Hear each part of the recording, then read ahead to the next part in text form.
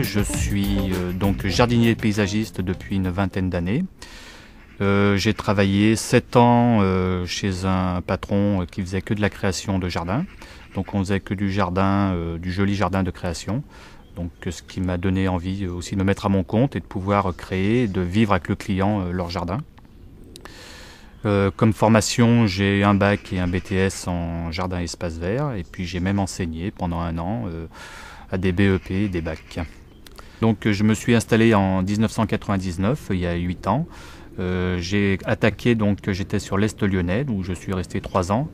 Et puis j'ai eu l'opportunité de reprendre une vieille ferme dans les monts du Lyonnais avec des hangars pour pouvoir augmenter mon parc de matériel et pouvoir être plus à l'aise dans mes créations de jardin. Donc je travaille essentiellement donc avec des particuliers ou alors des petites copropriétés. Donc les particuliers, c'est surtout pour la création de jardins et puis également l'entretien.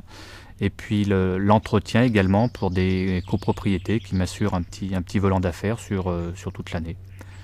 Donc l'entretien, c'est essentiellement de la tonte, de la taille d'arbres, nettoyage de massifs, enfin leur donner un petit cadre de vie sympathique au pied de chez eux. Le plus beau chantier, c'est par exemple la rénovation d'une ancienne ferme où on a créé des murets de pierres sèches. Le client savait très bien ce qu'il voulait et avait des bons goûts sur les végétaux qu'il a remis en valeur. On essaye d'exploiter un maximum les idées du client, de savoir exactement, de cerner vraiment ses besoins et ses attentes, et de façon à être en parfaite corrélation avec le client. À terme, ce qu'il faudrait, c'est que le client après devienne quasiment un ami. Donc un jardin n'est jamais fini, de toute manière il y a toujours la petite plante qui pousse, la petite plante qui dépérit, on ne sait pas pourquoi, donc on redéplace. Et puis quand le jardin est jeune, les plantes sont petites, et après il faut arriver souvent à les déplacer, les remettre en valeur, et puis il y a toujours quelque chose qui ne va pas de toute manière, la création n'est jamais parfaite. L'environnement est très important. Pour nous, l'environnement, on parle beaucoup en ce moment de développement durable. L'artisan est l'acteur principal du développement durable, c'est lui qui doit mettre en valeur tout ceci, quoi.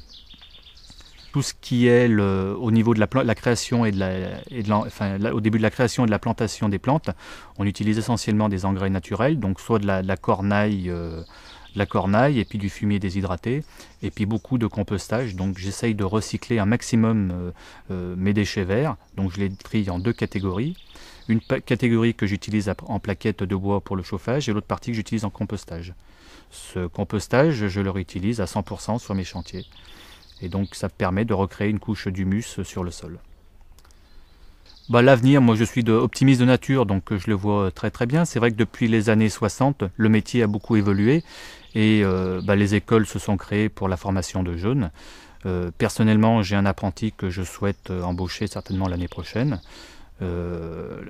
L'avenir est très bon, tout de même on parle beaucoup de développement durable et d'environnement, on crée de plus en plus de zones d'espaces verts en milieu urbain et il faudra forcément des gens pour entretenir tous ces coins-là. C'est vrai que ce sont des métiers comme le bâtiment, assez pénibles et salissants.